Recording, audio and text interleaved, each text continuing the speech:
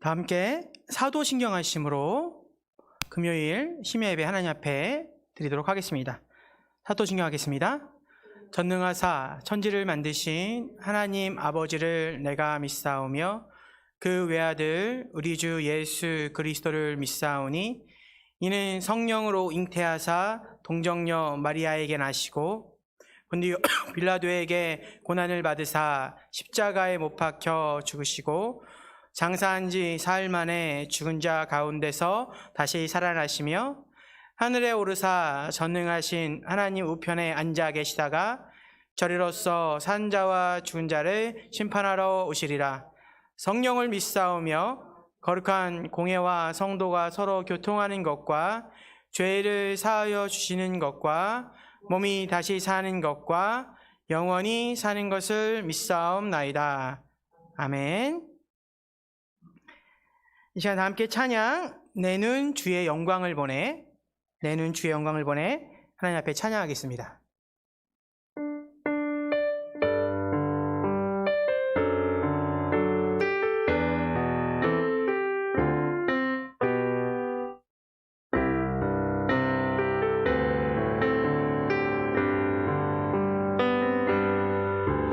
내는 주의 영광을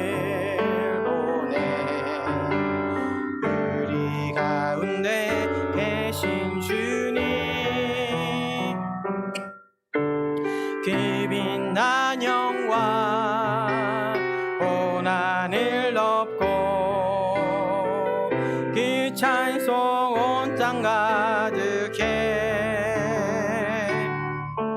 내는 주의 영광을 보내 찬송 가운데 서신 주님 주님의 얼굴을 온 세상 향하네 원능의 발을 드셨네 주의 영광 이곳에 가득해 우리 손에 주님과 함께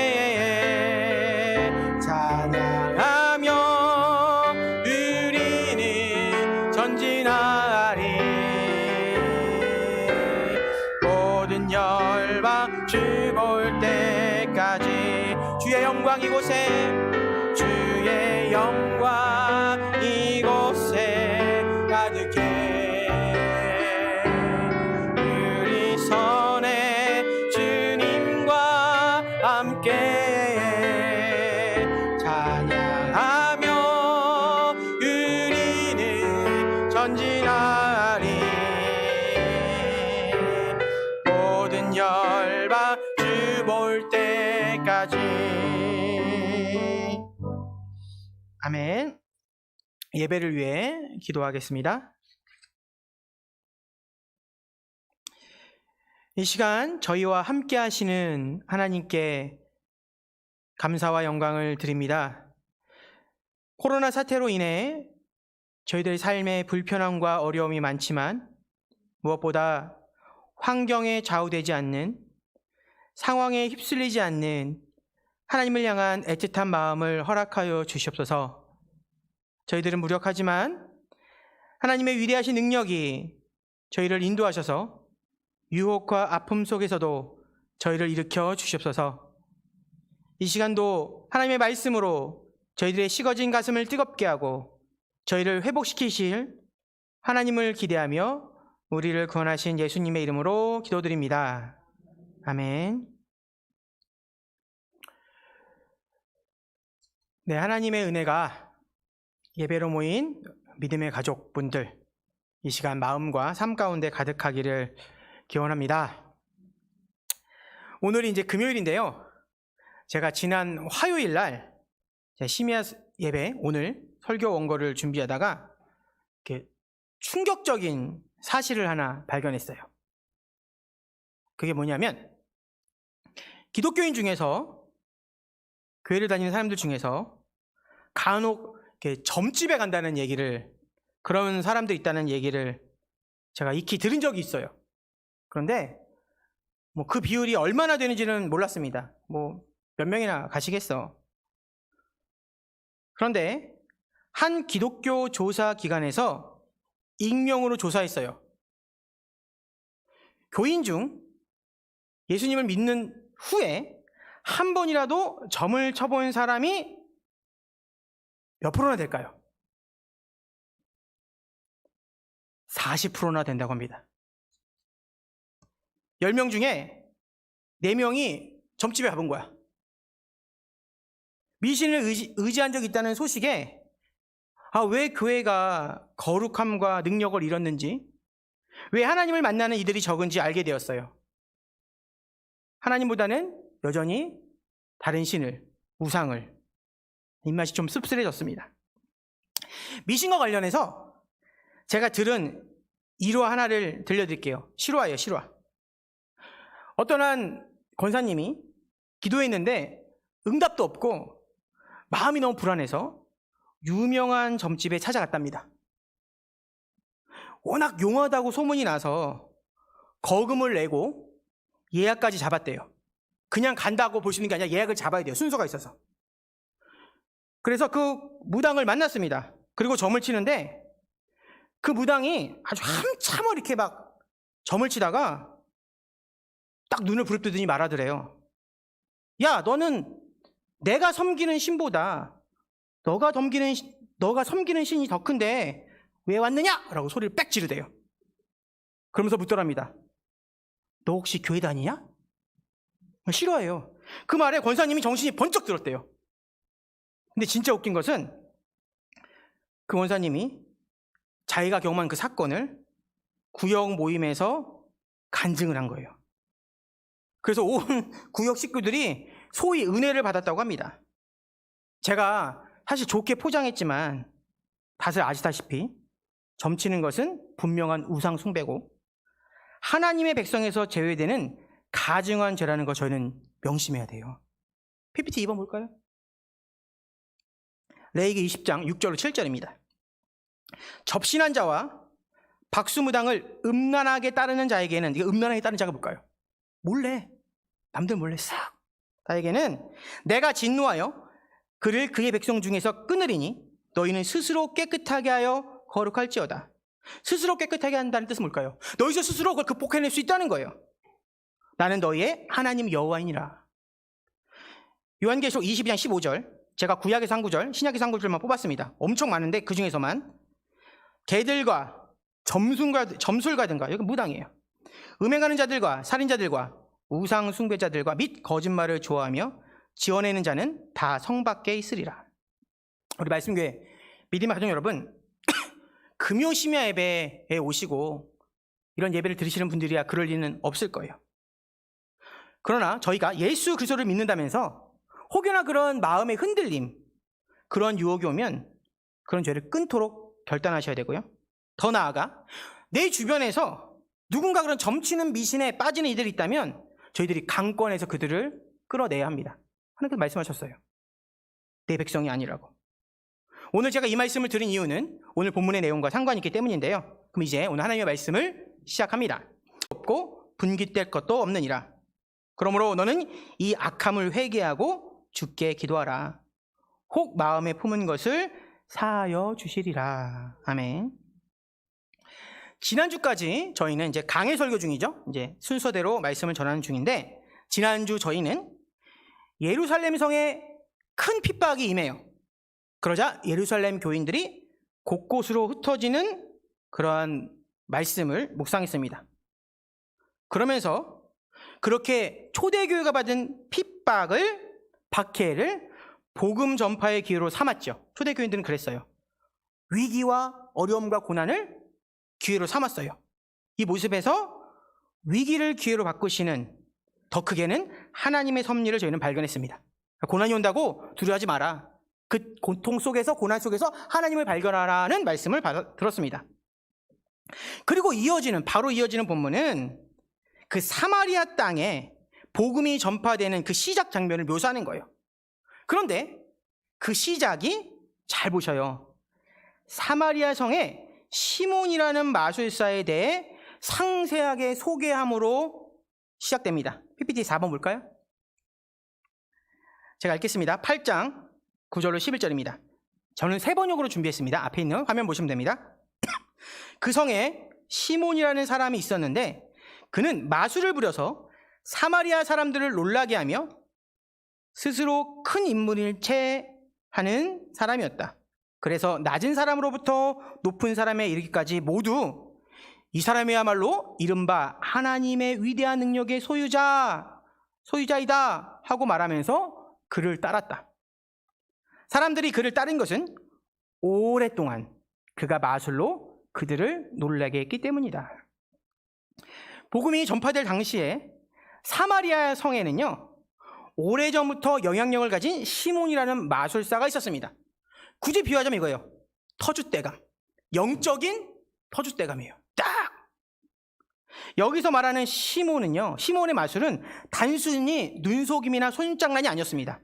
요즘에 그렇게 막 하잖아요. 이렇게 뭐랄까, 이렇게 오락이나 뭐 이런 걸로 막 쫙 사라지고, 예전에는 뭐 아시는 분은 알겠지만 뭐 데이비드 카퍼필드인가? 막 자유의 여신상도 없애버리고 호수에 떠있던 막 배도 없애버리고, 그건 다 트릭이라고 하죠. 눈속임인데 그런 게 아니었어요. 그에게는 뭔가 영적인 능력이 신비함이 있었습니다. 9절에 보면 사람을 놀라게 하여 라고 번역된 원래 그 단어가 엑시스템이라는 단어인데, 이게 뭐냐면 주로 사람의 생각과 이성을 혼미하게 하고 어리둥절하게 만드는 거예요. 그가 뭔가 능력을 보이면 뭔가 이렇게 사람이 마음이 혼탁해지고 정신을 찰 수 없는 거예요. 이러한 시몬의 행동은 백성들의 마음을 어지럽게 했고 진리 분별을 어렵게 만들었습니다. 사마리아인들도 하나님 믿었어요. 그들은 그리심 삼에서 하나님을 믿었습니다. 근데 하나님 믿는 자들이 누굴 또 믿었어? 누굴 또 따랐어? 시몬, 마술사 시몬을. 더불어 본문을 잘 보면 시몬은 정치적으로나 윤리적으로나 큰 인물이 아닌, 오히려 종교적 의미에서 신적인 존재인 양, 신의 사자인 양 가장하고 있었어요.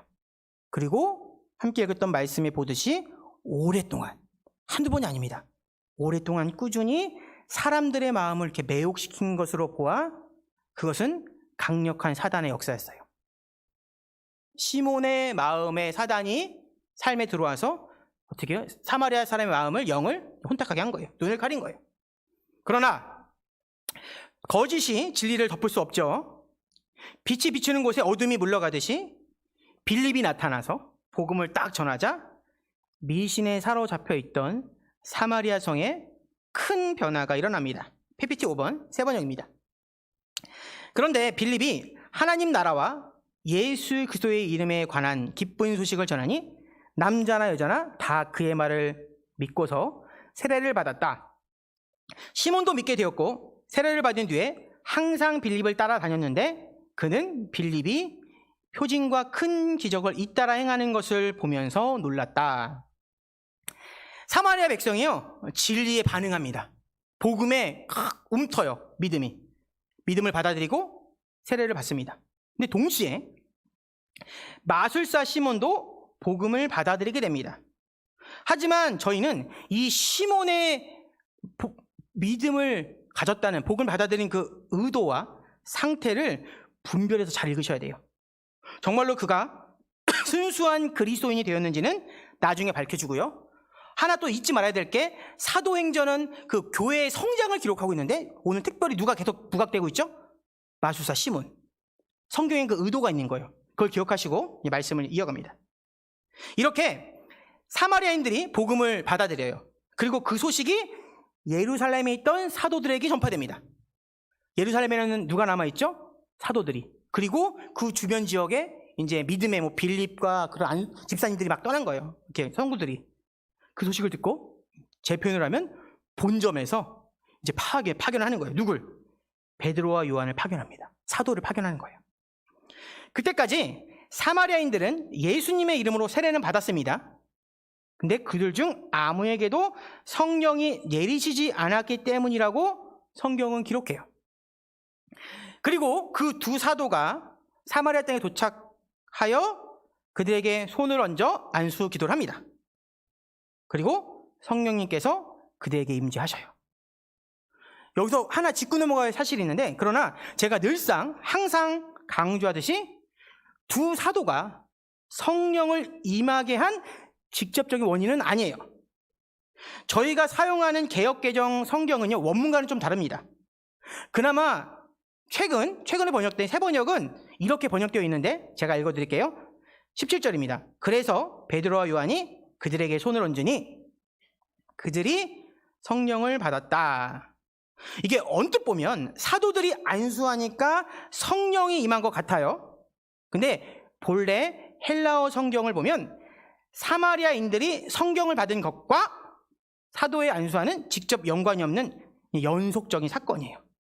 만약에 이게 정말로 직접적인 사건이었으면 베드로와 요한이 그들에게 손을 얹으니까 그들이 성령을 받았다라고 원인과 결과가 되는데, 그게 아니라 좀 어려운 얘기지만 제가 뺐지만 카이라는 접속사가 있습니다. 그거는 그리고라고 A란 일과 B란 일이 서로 그냥 순서에 따라 일어날 뿐이지 원인과 결과는 아닌 거예요.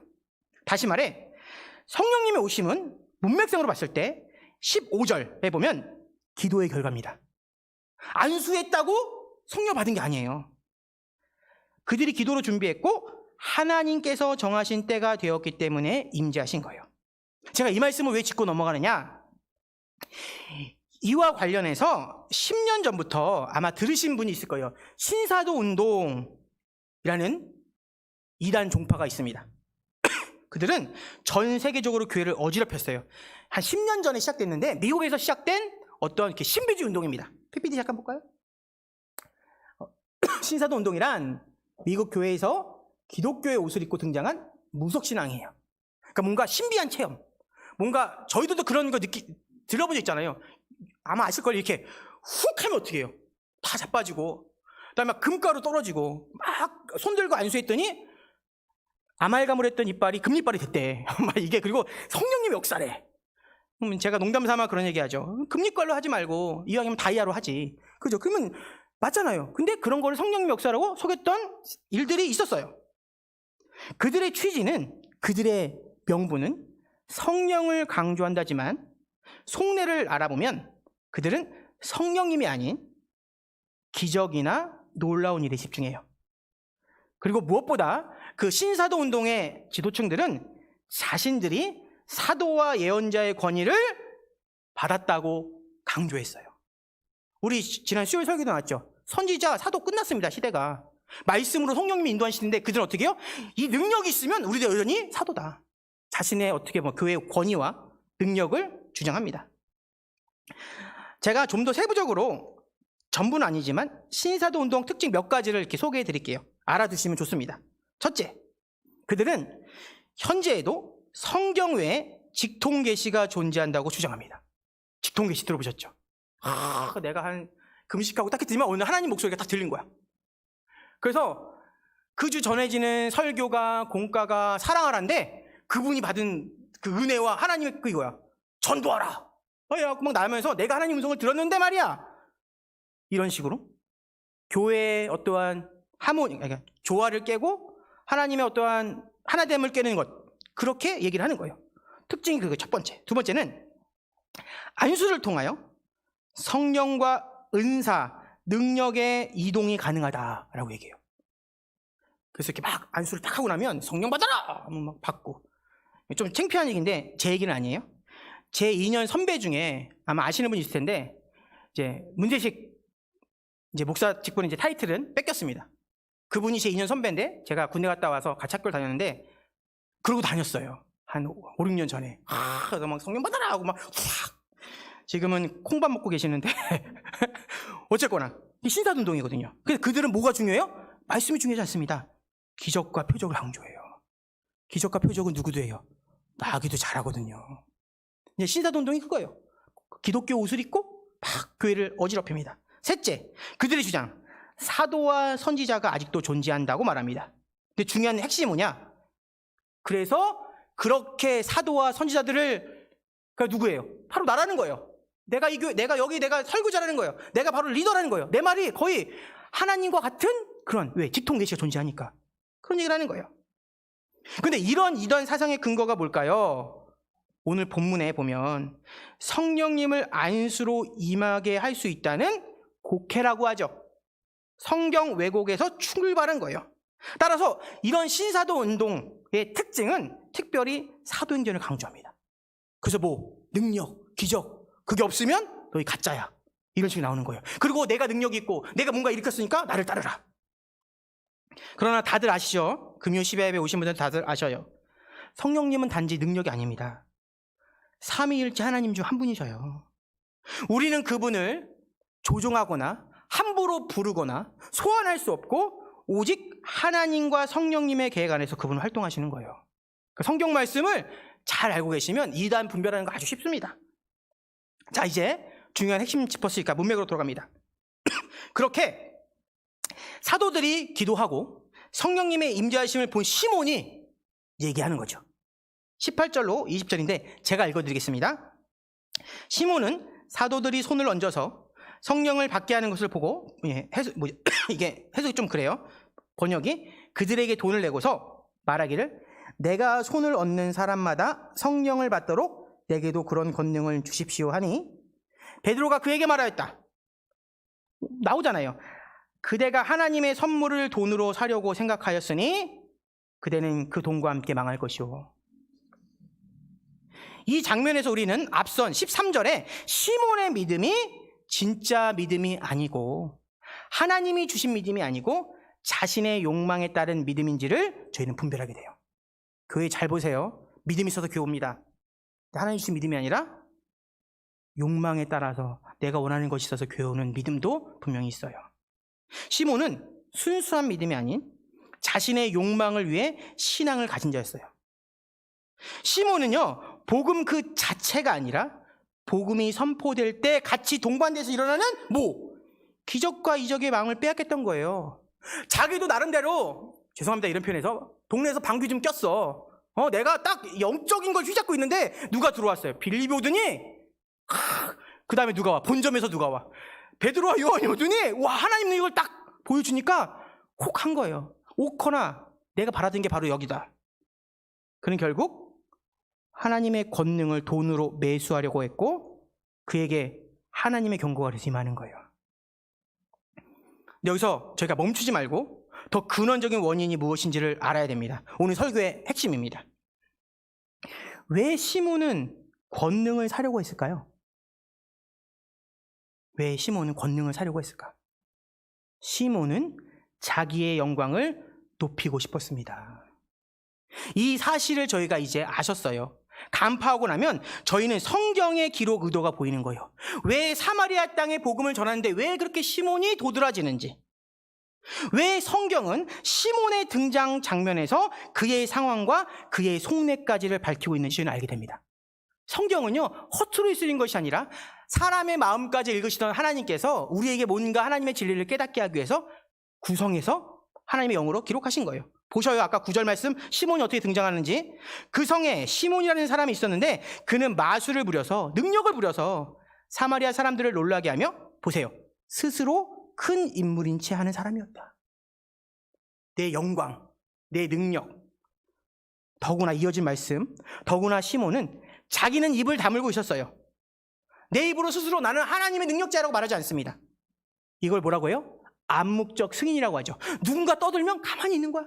그런 것인 것처럼, 더 품위가 있는 것인 것처럼 남들의 입을 통한 칭송을 그는 즐기고 탐하고 있었어요. 그게 10절입니다. 그래서 낮은 사람으로부터 높은 사람의 이르기까지 모두 이 사람이야말로 이른바 하나님의 위대한 능력의 소유자이다 라고 말하면서 그를 따랐다. 근데 시몬은 아무 말도 안 했어요. 왜? 내가 그걸 누리고 싶었거든. 빌립이 오기 전까지 미신적인 잔재주와 사단의 역사와 그 심지어는 뭐예요? 하나님의 이름까지 이용해서 자신의 영광을 누렸던 마술사 시몬은 하나님의 권능을 탐하려고 그래서 믿음을 가진 거예요. 내가 좀 더 높아져 보자. 그의 믿음은 하나님이 아닌 하나님의 능력과 영광을 가로채 자신의 영광을 삼으려는 속셈이었어요. 그런데 이런 시몬과는 탄약이 다른 그런 사람이 있죠. 제가 말씀을 준비할 때 떠올랐습니다. 광야에서 외치던 세례 요한, 너무나 대조되는 모습입니다. 말씀 한번 볼까요? 제가 2절만 뽑았습니다. 요한복음 1장 23절. 잠깐만요.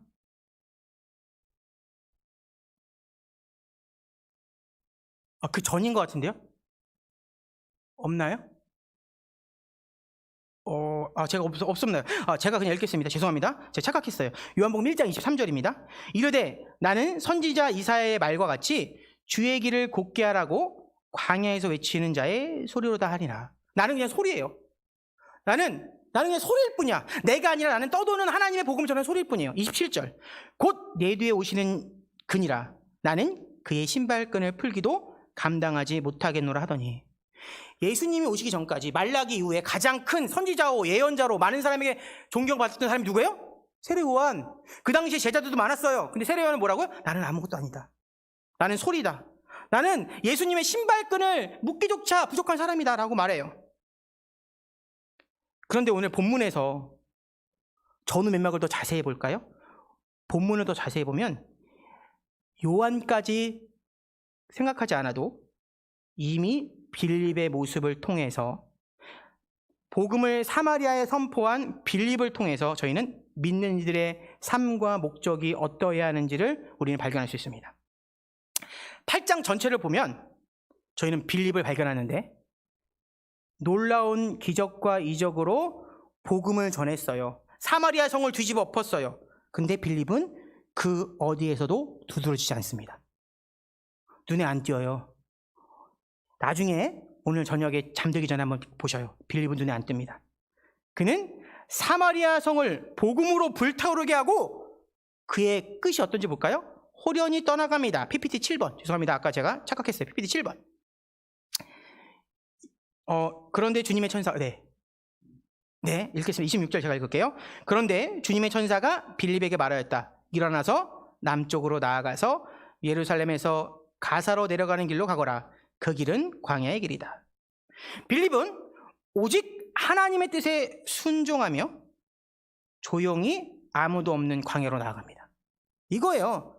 요즘 말로 하면 이거예요. 쉽게 비유해 볼게요. 능력 있는 부흥사가 와서 용현동을 싹 그냥 뜨거운 복음의 불길로 변화시켰어.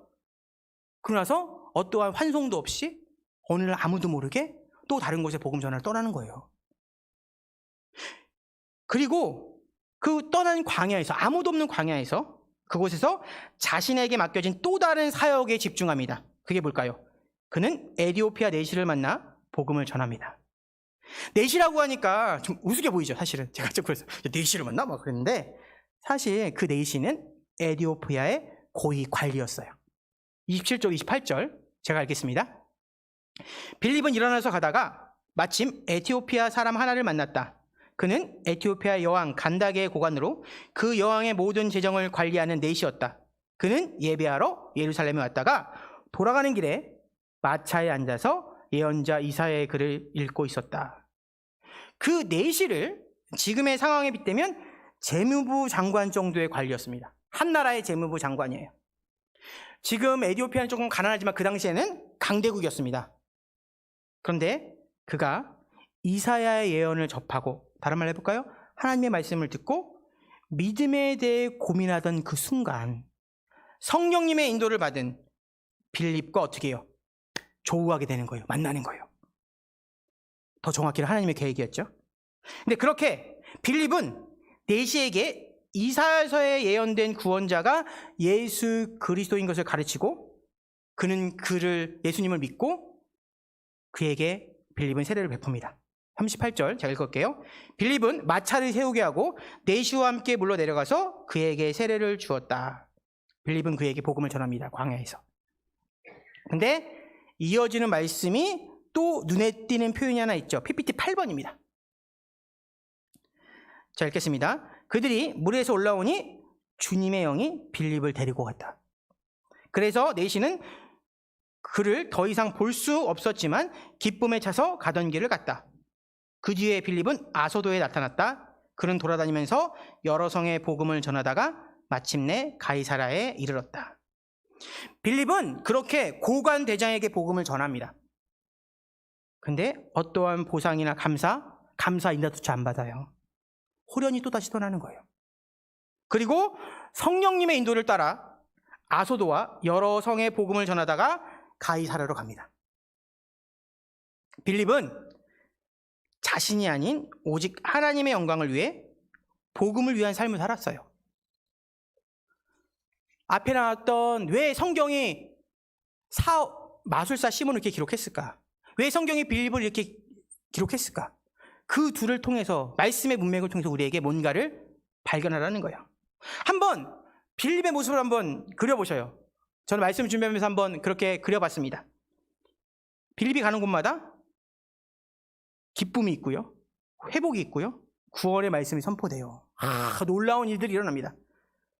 그러나 그는 어떠한 보상이나 환대, 심지어는 그 떠나는 인사, 끝인사마저 받지 않고 묵묵히 복음을 전하는데 전념하며 다니는 거예요. 그 모습 어떨 것 같으세요? 와, 멋지죠, 진짜. 임정희 집사님이, 저희가 막 이렇게 막 버벅이고 있는데, 임정희 집사님이 설교자야. 와서 교회에 뜨겁게 막 해갖고 막 기도하는 중에 호련히 또 샥 가는 거야. 또 하객동을 바꿔버리고 막 이래봐요. 그럼 저희는 어떨까요? 누가 남아요? 하나님의 영광만 남는 거예요. 근데 만약에 와서 내가 이 복음을 읽었습니다라고 앉아있어서 대접받고 이러면 어떻게 해요? 그게 내 영광이 되는 거예요. 근데 빌립은 그러지 않았다고요. 호련히 다녔어요, 호련히. 그의 매력은 뭐예요? 그리스도인의 매력은 뭘까요? 오직 하나님의 영광을 살 때 매력적인 거예요. 내가 누군가를 도와주고, 내가 누군가를 정말로 능력으로 일어서서 그게 대단한 게 아니라 하나님의 능력에 내가 호련히 빠질 때, 뒤로 빠질 때, 하나님의 영광만 나타낼 때, 자신의 욕망을 쫓던 시몬과, 그래서 경고를 했던 그 시몬과 하나님의 영광만을 바라는 빌립의 삶은 판이하게 다릅니다. 여기서 저희가 발견하는 진리가 뭘까요? 나의 영광을 바라면 우리는 하나님이 더 이상 보이지 않습니다. 왜 하나님 못 만나냐고. 왜요? 하나님이 아니라 나의 영광을 보다 보면 하나님은 관심 받게 돼요. 내 필요와 내 욕심이 앞서면 인간은 하나님의 영광을 외면하게 됩니다.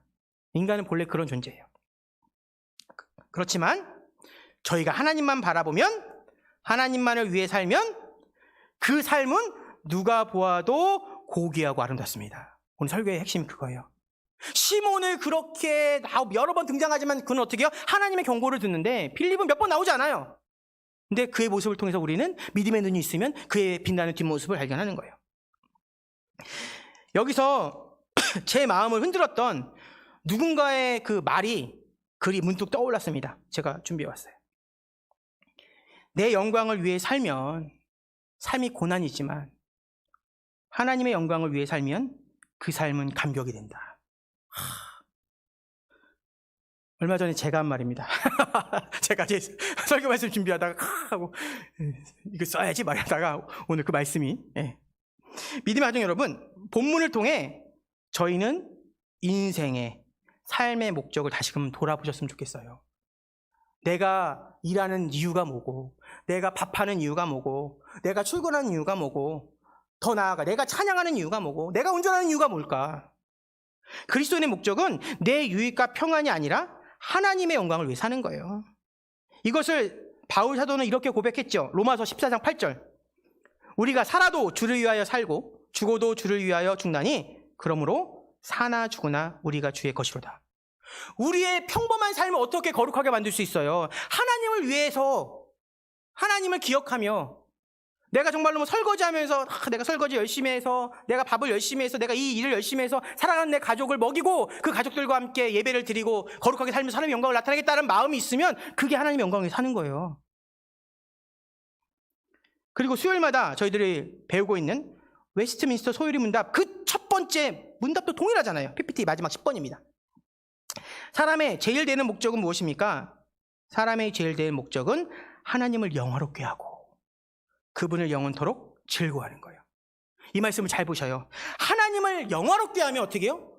우리가 즐거워지는 거예요. 하나님만으로 기게 행복해지는 거예요. 이게 그 말씀이에요. 내게 주어진 시간과 열정이 있습니다. 내 인생을 나의 유익과 안위만 챙기며 사시겠습니까? 그런 이기적인 삶의 결말이 어떤지는 저희는 마술사 시몬이 들은 경고를 통해 저희는 다시 한번 예측할 수 있죠. 어떤 경고 들었어요? 조금 부담되지만 제가 읽어드릴게요. 그대는 하나님이 보시기에 마음이 바르지 못하니 우리의 일에 그대가 차지할 자리도 복도 없소. 만약에 시몬이 그렇게 돈으로 매수하려고 하지 않고 순수한 마음으로 따랐다면 시몬은 그가 그렇게 경외하면서 바라봤던 그러한 기적과 이적을 이겼을 겁니다. 근데 오직 누굴 위해? 하나님의 영광을 위해.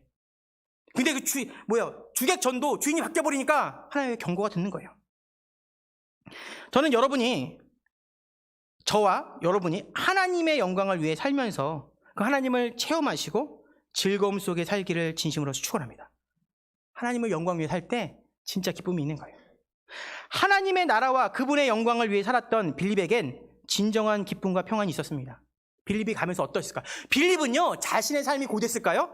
그렇게 방황하면서 이 마을 저 마을 이곳저곳 다니면서 사는 게 힘들었을까요? 아니요. 그는 복음 때문에 가슴이 벅찼고요, 하나님의 역사하심 때문에 어떻게 그의 삶이 변화됐을 거예요. 그게 진짜 멋진 삶이 그거예요. 내가 가는 곳마다 하나님의 영광이 임하는 그 자리.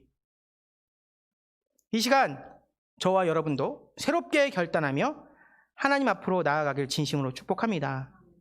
어떠한 상황 가운데서도 하나님을 바라보기에 그분이 주시는 은혜를 체험하기를 진심으로 축원합니다. 하나님, 힘들고 고된 삶이지만 그 어려움 속에서도 저희가 하나님의 영광을 살 수 있도록 인도하시길 진심으로 기도합니다. 하나님 감사합니다. 저희는 누구의 영광을 위해 살아야 할까요? 오늘 본문을 통해서 시몬과 빌립의 모습을 통해서 누가 진정한 행복을 누리며 기쁨과 감격 속에 살았는지, 누가 정말 하나님과 동행하여 살았는지를 깨닫게 됩니다. 하나님의 영광을 위해 산다는 것이 내 것을 포기하는 것 같지만 오늘 성경 본문은 이렇게 말합니다. 저희가 하나님의 영광을 살 때 하나님의 그 영광으로 인해서 우리의 삶 가운데 기쁨과 평안이 가득하다는 것을 오늘 배웠습니다. 주님, 무엇이 중요하고 무엇이 정말로 후자인지 구별할 수 있는 믿음을 더하여 주시고 저희들이 맡겨진 삶의 그 자리에서, 그 현장에서 하나님의 영광을 위하여 저희들이 성실히 살아갈 수 있도록 도와주옵소서. 함께 하신 하나님께 감사드리며 우리를 구원하신 예수님의 이름으로 기도드렸습니다. 아멘. 네, 우리 중보기도 3개 드리겠는데요. PPT 11번. 네, 오늘 기도 제목 3가지 드리겠는데요. 내게 주어진 삶을, 내 삶이라고 말하지만 사실은 그 나만을 위해서가 아니라 하나님의 영광을 나타낼 수 있도록 해달라고 오늘 기도하셨으면 좋겠어요. 그 하나님의 영광을 위한 게 뭔가 대단한 것일 수도 있지만 빌립처럼 혹은 바울처럼 우리의 삶을 성실하게 살아가면서 중요한 게 뭐죠? 내가 성실하게 살아가는 그 마음의 중심이 누군지, 그 목적이 누군지를 알 때 하나님께서 우리의 삶을 바꾸실 것입니다. 2번째, 질병과 물질적 어려움으로 힘들어하는 믿음의 교우들을 위해 기도해 주시는데요. 그게 꼭 장사가 잘 되고 월급이 늘고 이게 아니라 저희들 마음속에 있는 걱정과 불안을 떨치게 해달라고 기도해 주셨으면 좋겠습니다. 삶이 힘들다고, 몸이 아프다고, 재정적으로 어렵다고 마음속에 걱정과 두려움을 사는 것이 아니라 하나님이 주시는 평안 가운데 살게 해달라고 기도해 주시고요. 마지막 3번째는요, 온라인 예배를 드리시는 분들, 오고 싶지만 나오지 못하는 분들, 그리고 동시에 주일학교 어린이들을 위해 기도 부탁을 드립니다. 이제 주일학교 어린이 예배를 미리 광고를 드리는데 부분적으로 회복할 거예요. 부분적으로. 애들은 다 오기 어려우니까 한 가정, 2가정씩 회복할 건데 꼭 기도와 관심을 부탁드리고요. 특히 그 어린 자녀를 키우는 부모님들이 믿음의 본이 될 수 있도록 꼭 기도해 주세요. 그 기도는 저에게도 필요합니다. 제가 제 아들, 딸에게 아버지가 정말로 예수님을 믿는데